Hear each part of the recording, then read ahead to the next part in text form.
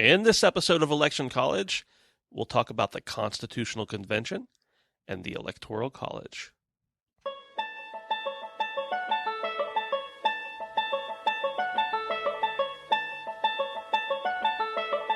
Let's throw a political party.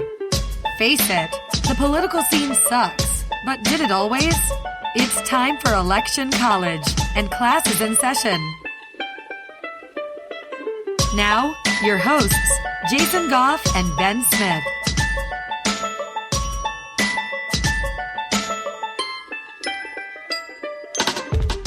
Hey everybody, I'm Ben Smith. And I'm Jason Goff.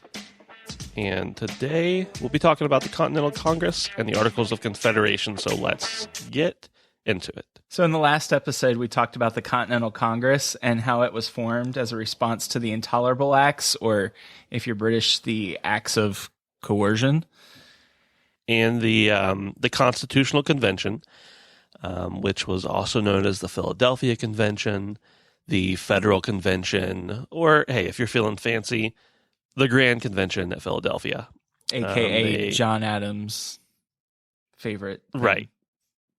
Right, that's his favorite name for it, because, he's fancy. He's fancy. It took place from May 25th to September 17th, which is kind of a long convention, if you ask me, of 1787 in Philadelphia. That's why it was called the Philadelphia Convention. You think they had good hotel accommodations? The best. The president was there. They probably even had soap in the hotel rooms. Dude, this is 1787. Soap is not a big thing yet. Scented candles, maybe? Most likely. I'm all about the clean. Well, if you lived in 1787, you probably wouldn't be as much about the clean. True that. So right now, the U.S. is kind of operating in a loosely cohesive way. We've got the Articles of Confederation following the independence from Great Britain. And there's some problems with them. Yeah, so the whole purpose of the convention was to revise the Articles of Confederation, but it really was the intention from the get-go from people like James Madison and the spin doctor himself, the Wizard of Oz, Alexander Hamilton, to create a new government rather than just fixing what was already there. Do you think Alexander Hamilton knew in the future he would be referred to as like the Wizard of Oz and things such as that? The man pulling all the strings. He had to have. I think he was able to look down through the channels of time and see that, and he embraced it. What if he actually just stole all the important documents and everybody's letters and stuff and just changed them all to say that he did all this stuff, and in reality he didn't? Or maybe he didn't even exist. You just blew my mind. Well, the convention delegates, this one's really going to surprise you. They elect George Washington. Woohoo! To preside over the convention. I know you didn't see it coming. But anyway, George didn't even really want to go to the convention because he thought that they would elect him. Surprise. Again, they're going to elect him. And at the end of the convention, I'm just waiting on the edge of my seat. Jason, what do you think happened? Was there a constitution? There was a constitution. The U.S. Yay! Constitution. Woohoo! We actually... we still have that Constitution. To this very, very day. I've seen it. How about you? I have. So this episode, really, we talked about the Constitutional Convention, but we're going to go ahead and move on to something that is, really impacts the show in a bigger way, bigger than the Constitution. That's the Electoral College. Yeah. So in order to appreciate the reasons for the Electoral College, we need to understand the historical context and the problem that the Founding Fathers were trying to solve.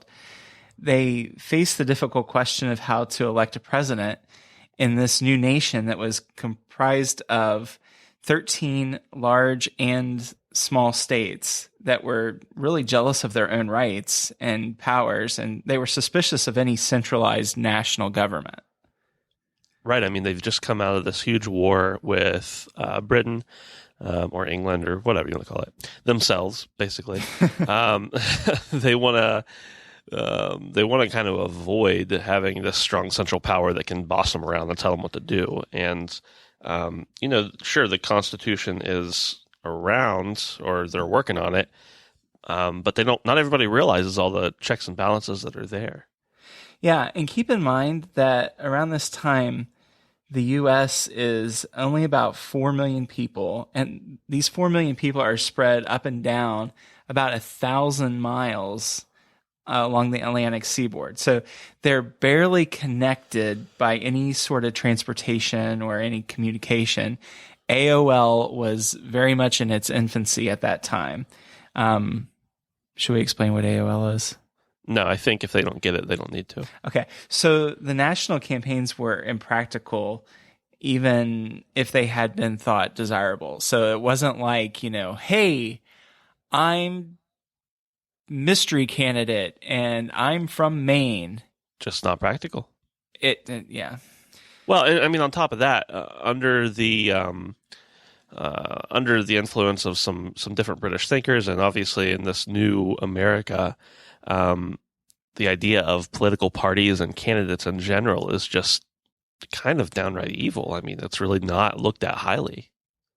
Yeah, and so really the whole, how do I say this? The whole mantra of that era was the office should seek the man, not that the man should seek the office. And by the way, Ben, Maine wasn't a state at that point. So just want to Maine make sure was not a state. Was not one of those original states. Gotcha. So good to know. I knew somebody was going to make a comment and say, "Why did he say Maine?" I don't know. Yeah. It's there. It probably. I mean, the land still existed at the time. I think it belonged to Massachusetts at that time. But anyway. So how do we choose a president without political parties, without national campaigns, without upsetting this balance between president and Congress and between federal government and state government? How do we do this? The Electoral College. So there were several ideas at the Constitutional Convention that were considered. Congress should choose the president. How's that sound, Ben? Well, it sounds like it's pretty divisive to me. Yeah, the likelihood of political bargaining and corruption and even interference from foreign powers was thought to be a pretty likely thing if that were to happen. And that would upset the balance of power between the legislative and executive branches. So, I mean, we hear now about some, backdoor dealings, and if you vote this way or that way, I'll give you this many $1 million towards your next campaign, or whatever the case is. Let's say all of that's not true. Some of it's got to be true. Can you imagine how much of that would be going on, even more so, and how much more corrupt and things would be if the president, the office of the president was at stake with Congress? How much more of that would it be happening? Yeah. So because of that, they thought, here's another idea. Let's have the state legislators select the president. How's that sound? Well, it sounds okay, but I'm ever the pessimist, and I think that if you're going to have the states select the president, why do you even need a federal government? If the states are doing things for you and pulling the strings, does the federal government even have any kind of effect? So that was kind of an opinion that a lot of people had, and the Fed people weren't real happy about that. Yeah. Well, what about this? How about a popular vote? Well, I mean, I could see it, but the framers of the Constitution, they didn't necessarily doubt public intelligence. I mean, maybe they should have, but they didn't necessarily. But I mean, come on, you've got very little information about a lot of these candidates. And if you do have information, that's probably about somebody from your state. So why not just vote for the guy you know? Yeah. And so you got these 13 states, and who is going to emerge as the president under this idea of having a popular vote? Because if you've got somebody from Delaware running for president, and nobody in Georgia knows who this guy from Delaware is, Georgia has selected their favorite son. You got all kinds of crazy confusion going on. What was the biggest state at the time, Jason? That is a really good question.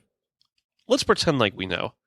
Yeah, let's just say it very confidently. How about we say it on the count of 1, 2, 3, Okay. and we'll just blurt it out loud. Ready? All right, sounds good. Okay. 1, 2, 2, 3. Pennsylvania. Virginia. Right, exactly. Okay. So, I think we said Let's that say very that- confidently. So Yeah, as long as you say absolutely. it confidently, we're set. right. Even if you're wrong. The most populous state, which was, of course, the one that each of us just said, Pennsylvania. Virginia. If they're the biggest and that's a popular vote, and everybody's going to vote for their favorite person or the person they know because things don't travel fast enough to know about everything, then nobody from the little states ever gets elected. So now what? Well, how about we have an electoral college? That sounds perfect to me, except I have no idea what it is yet. Okay, well, then these guys who attended the Constitutional Convention, they were really trained well in the classic ancient history government type discipline, right? They learned about it on the internet. Did I sound really smart then? I just said discipline. No. Okay. Well, yes, they had the internet. Nobody else did.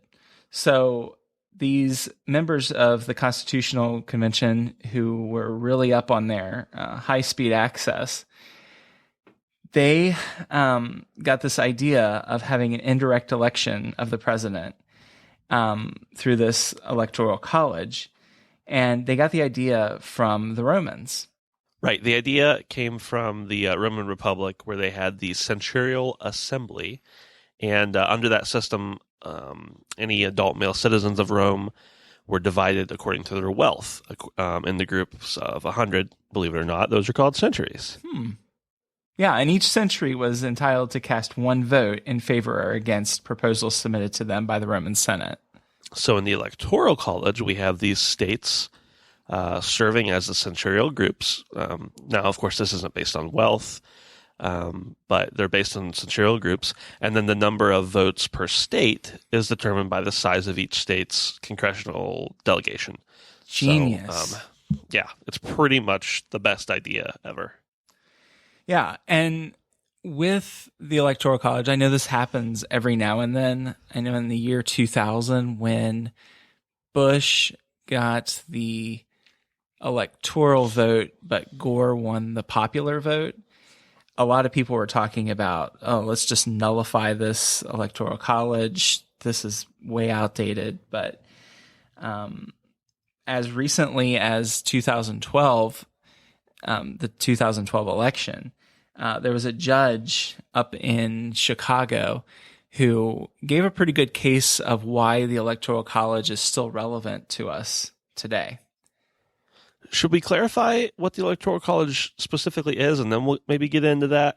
I mean, They're a bunch for of guys anybody who with doesn't caps. know, They wear caps and gowns, and I think they have stripes on the sleeve, right? and they hang out somewhere in Washington. Yeah, exactly. Right. I said that confidently. And that means it's true. Yep. So for anybody who isn't aware of what the Electoral College is at all, and we just explained, oh, here's how the Electoral College was come up with, but we didn't tell you what it is. Basically, when you go to the poll and you vote for president, you're not really voting for the president. You're voting for these dudes or dudettes who have a vote, and they go and cast it according to what you've casted. So really, it's kind of a direct election. But you have Electoral College representatives. So why is it a good thing? Yeah, well, it's a good thing because according to Judge Richard Posner, who's up there in Illinois, he's serving on the U.S. Court of Appeals. He said that the first reason that it was really good, or that it is really good, is because of the certainty of the outcome. Since almost every state has a, quote, winner-take-all basis for selecting electors, even a very slight plurality in the state creates a landslide electoral vote. So victory in that state is overwhelming. So, for instance, let's pick on my state is Kentucky, and we've got 8 votes, but the winner of the election only won by, let's say, a percentage point. Well, even though that popular vote was pretty close, the winner takes all 8 of those electoral votes. Right. So you've got a ton of electoral votes total, and it is an even number at 538 currently. But a tie is still pretty unlikely just because it's not actually split up that way. It's winner take all. Right. And the second reason the good judge says that the Electoral College is not outdated is because the president really is everyone's president. Right. The president really should have a trans-regional appeal. And in this system, no particular region has enough votes to elect a president by itself. So it's really looking out for the best interest of the entire country, according to Judge Posner. Yeah. And so the third reason is because of the swing states. You know, we always hear of those states that are called bellwether states, or, you know, this year they voted Republican, the next election they voted Democrat. States like Ohio and Florida, they are really powerful and have the potential of having a more engaged voter base because their vote really does matter. And because of this engagement, they're going to be very thoughtful of who they're going to vote for. They're going to show up to the polls come election day, and they're really going to be the ones who determine the outcome of the election. So a next reason is because of big states. And big states really get the advantage because they do have a lot of influence on who wins. And if you refer back to the last election, 2012, Florida, Obama wins by a very small margin, but he picks up all 29 votes. Both candidates, Obama and Romney, spent a lot of time in Florida trying to win those votes, but Obama won by a small margin in the popular vote in Florida, so he picks up all 29 votes. Yeah, and last, and I always feel weird about saying last but not least. Which one is the least? Well, I mean, you can probably say one of them is the least, but why make anybody feel bad if you don't have to? Right. So could we say, well, let's make number 5 feel really bad and say last and least. Or you could say last but not first. Very profound.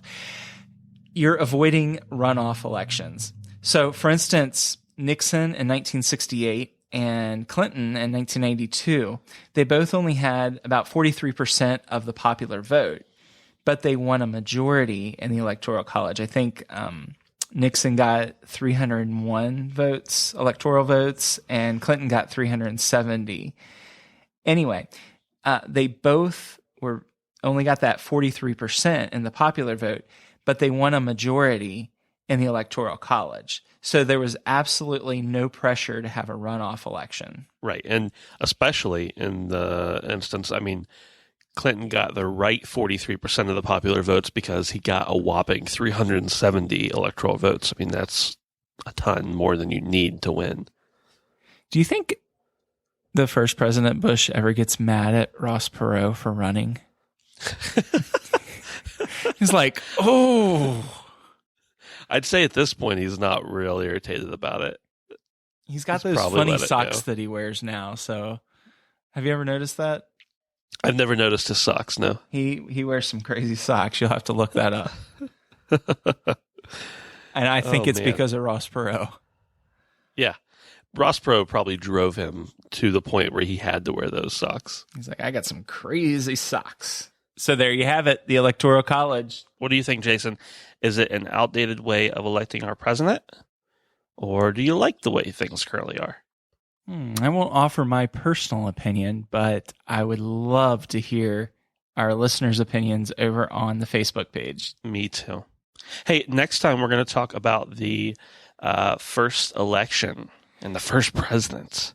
Pretty crazy, right? Yes. We're finally going to start talking about elections. But hey, Ben, I got a question for you. Yes, sir. Did you get that crazy email from Canva a little while back that asked, or actually that told you what number subscriber you were to Canva? I did. I think it was when they hit subscriber number 2 million. Or actually not even subscriber, user number 2 million, right? There's no subscription with Canva, but this is awesome, right? I was number 1,385,256. That's not a made up number. That's the number they sent me. So I'm pretty cool, right? You're awesome. But let me tell you this. I am number 25,585. Wow. I'm like Mr. an early adopter. Well, if you don't know about Canva, Canva is a free editing tool for your graphics. And if you see something on Canva that you really like and want to use one of their images, it's just $1.